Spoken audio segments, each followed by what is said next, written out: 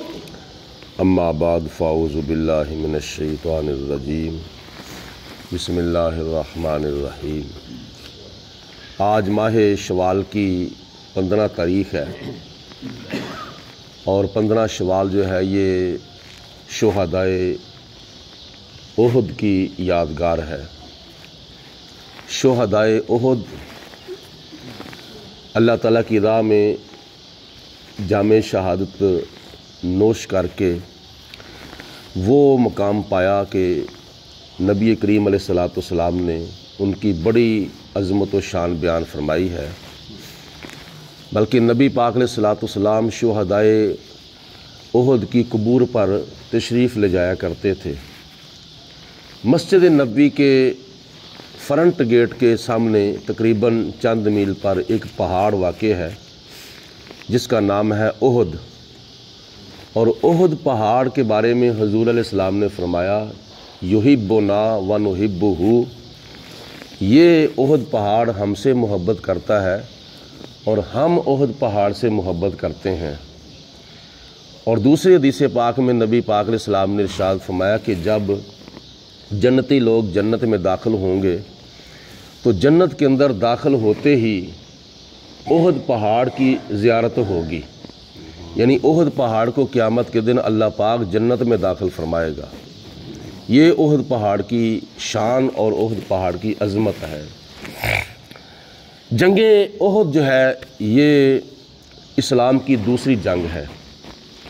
پہلی جنگ کفر اور اسلام کی جو تھی وہ جنگ بدر تھی ہجرت کے بعد، اور دوسری جنگ جو تھی وہ تھی جنگ احد، جو کہ احد کے مقام پر نبی پاک علیہ السلام نے اور صحابہ کرام نے کافروں کے ساتھ لڑی تھی۔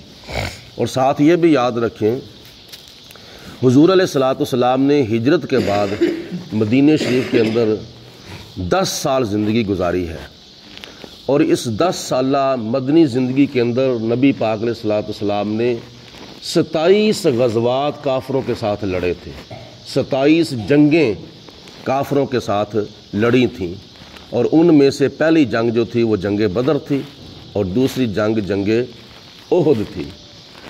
اور اس جنگ کے اسباب میں سے ایک سبب یہ تھا کہ جو کافر تھے نا، مکے کے کافر، وہ جنگ بدر کے اندر چونکہ بہت ہی بری طرح شکست کھا چکے تھے۔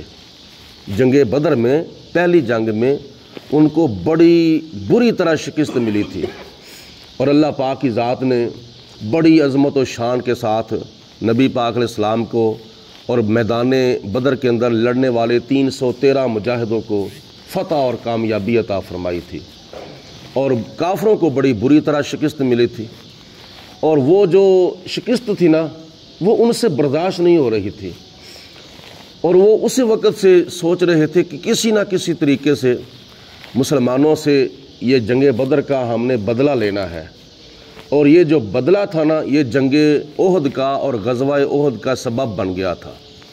تو نبی پاک علیہ السلام اپنے 700 مجاہدوں کو لے کر مدینہ المنورہ سے میدان احد میں تشریف لائے، اور ان کے مقابلے میں کافروں کا جو لشکر تھا وہ 3000 تھا۔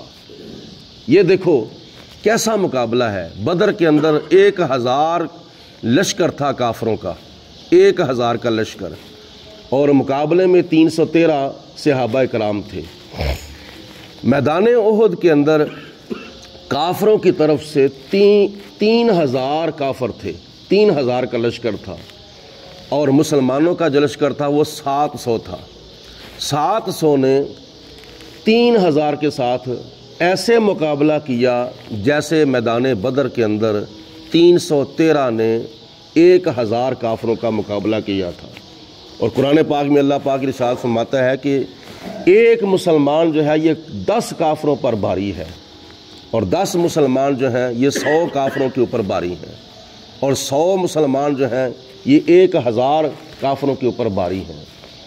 یعنی ایک طرف ایک مسلمان ہے، دوسری طرف 10 کافر ہیں، تو اللہ پاک کی ذات نے ان 10 کافروں سے بڑھ کر قوت اور طاقت جو ہے وہ ایک مسلمان کو عطا فرمائی ہے۔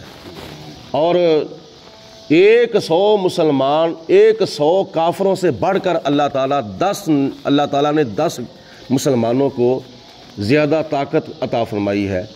ان کے دلوں کے اندر نبی پاک علیہ الصلوۃ والسلام کی محبت اور جسم کے اندر قوت ربانی اور قوت روحانی ہوتی تھی۔ جذبہ ایمانی اور غیرت اسلامی کی وجہ سے خدا تعالیٰ کی ذات بابرکات نے اپنے پیارے حبیب علیہ الصلوۃ والسلام کو اور حضور علیہ الصلوۃ والسلام کے غلاموں کو 27 میدانوں کے اندر فتح و کامیابی عطا فرمائی تھی۔ اور قرآن پاک کا تو صاف فیصلہ ہے، کم من فیۃ قلیلۃ غلبت فیۃ کثیرۃ باذن اللہ۔ کئی بار، ایک بار نہیں، 2 بار نہیں، بلکہ کئی بار اللہ پاک فرماتا ہے کم من فیۃ قلیلۃ غلبت فیۃ کثیرۃ باذن اللہ۔ کئی بار چھوٹی چھوٹی جماعتیں جو ہیں وہ کافروں کی بڑی بڑی جماعتوں پر، یعنی مسلمانوں کی چھوٹی چھوٹی جماعتیں اور کافروں کی بڑی بڑی جماعتوں پر غالب آ جاتی ہیں۔ کس کے حکم سے؟ باذن اللہ، اللہ تعالیٰ کے حکم سے۔ آج بھی اگر مسلمانوں کے اندر جذبہ ایمانی پیدا ہو، غیرت اسلامی پیدا ہو، تو اسرائیل کیا چیز ہے، امریکہ کیا چیز ہے، یورپ کیا چیز ہے۔ اس وقت تو اتنا اسلحہ بھی نہیں تھا، اس وقت تو اتنا جنگی ساز و سامان بھی نہیں تھا، لیکن صحابہ کرام کے اندر جذبہ جہاد جو تھا وہ کوٹ کوٹ کے بھرا ہوا تھا۔ نبی پاک علیہ الصلوۃ والسلام کی محبت کے ساتھ وہ سرشار تھے، اور ان کی غیرت اسلامی اور جذبہ اسلامی ان کا زندہ تھا، جس کی وجہ سے خدا تعالیٰ کی ذات نے ان کو ہر میدان کے اندر کامیابی عطا فرمائی تھی۔ آج کون سی چیز کی کمی ہے؟ آج پاکستان کے پاس ایٹمی قوت بھی ہے، اور بھی کئی ملکوں کے ساتھ اللہ پاک کی ذات بابرکات نے یہ بڑا پیار فرمایا ہے، بڑی ان کو قدرتی وسائل اللہ تعالیٰ نے عطا فرمائے ہیں۔ اور 57 اسلامی ممالک ایک طرف ہوں تو اسرائیل اکیلا جو ہے وہ قابو میں نہیں آ رہا۔ مطلب کیا ہے کہ ہمارے مسلمان حکمران کچھ کر ہی نہیں رہے، ورنہ یہ اسرائیل اور امریکہ کیا چیز ہے۔ اللہ تعالیٰ کی ذات بابرکات نے کسی موقع پر بھی مسلمان کو شکست نہیں نصیب کی، بلکہ فتح و کامیابی عطا فرمائی ہے۔ اور مسلمان جو ہے وہ جب بھی شکست کھائے بیٹھا ہے نا، صرف اور صرف اپنی غداری کی وجہ سے اور دین اسلام کے ساتھ بے وفائی کی وجہ سے، ورنہ آج بھی ہو ابراہیم کا ایمان پیدا، آگ کر سکتی ہے انداز گلستان پیدا۔ اللہ تعالیٰ پورے عالم اسلام کو فتح و کامیابی عطا فرمائے، اور فلسطینیوں کی اللہ تعالیٰ غیبی امداد فرمائے۔ الصلاۃ والسلام علیک یا سیدی یا رسول اللہ